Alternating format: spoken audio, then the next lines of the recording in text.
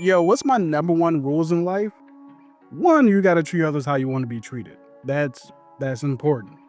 Pay your taxes, not because I want to, because I ain't finna go to jail for anybody. You don't put raisins in the potato salad. That's a violation. But my number one rule, number one, with a gun or without a gun, I don't know how the kids say it these days, but my number one rule, don't summon nothing around me.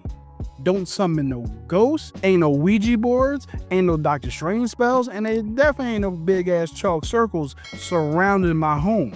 Don't summon nothing around me and there won't be no problems. Bring Her Back is from the same creative team behind Talk to Me from 2023, which I thoroughly enjoyed. The story revolves around two siblings who recently lost their parent in a horrific way, which I will not spoil. They're soon placed in a foster home with a woman who also has recently lost her daughter to an accident. As the hours go by, it doesn't take the brother long to realize that there's something strangely off about their new guardian. Now, real shit, I hope you already have a therapy appointment scheduled for right after the credits roll in this movie. You know you ain't even gotta go to an office now. You can literally have a therapy appointment right from your car, bro. Like, there's a thing called telehealth. Look into it. Fellas, get therapy. And trust me, you're gonna need it because literally this movie is evil. It's almost mean-spirited in some ways. Like, it's bloody, it's gory with some body horror that literally had me covering my eyes for long periods of time. Like, I'm not no punk.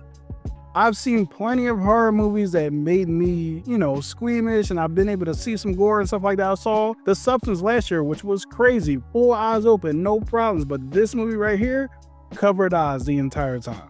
Bring Her Back is emotional, and it's a masterclass, unfortunately, in the ultimate gaslighting. But most importantly, it's excellent.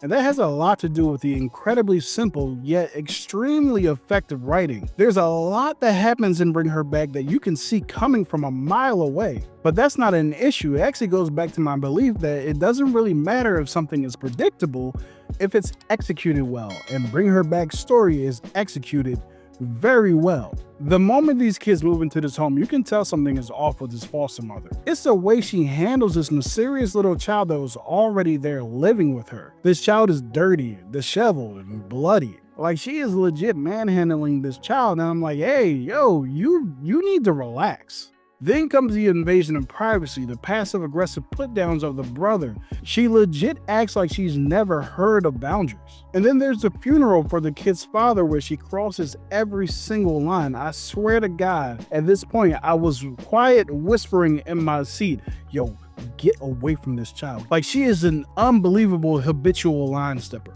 But on top of all that, she out here summoning shit. The greatest villains in fiction are the ones where you can understand where they're coming from, even if you don't agree with their actions. This woman lost her daughter, and she was never able to let go. I get that. I empathize with that. But once you get to summoning and rituals, I can't ride with you no more. Sally Hawkins' ability to flip her tone from endearing and inviting to utterly psychotic is disturbing in and of itself.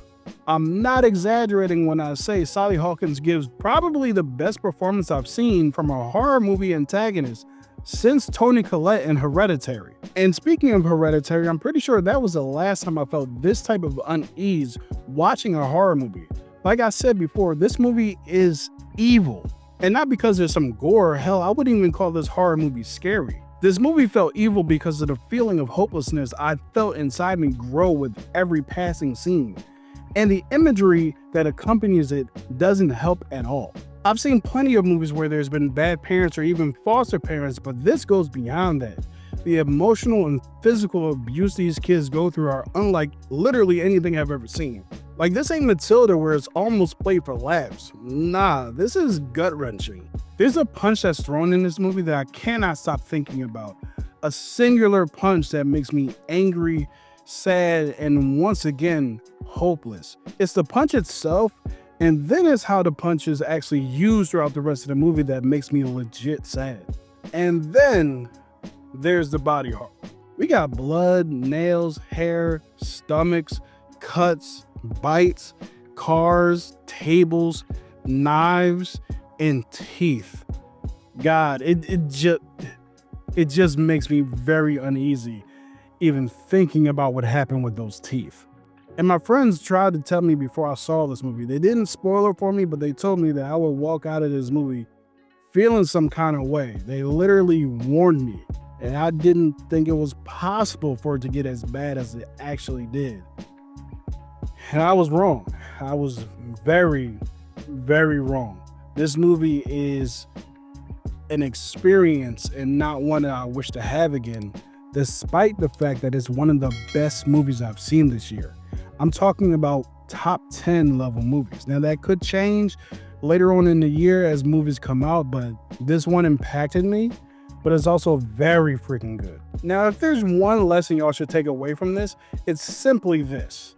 No matter how bad things are in life, no matter how much you miss the people that you've lost, no matter how much you wish things were the way they used to be, don't summon shit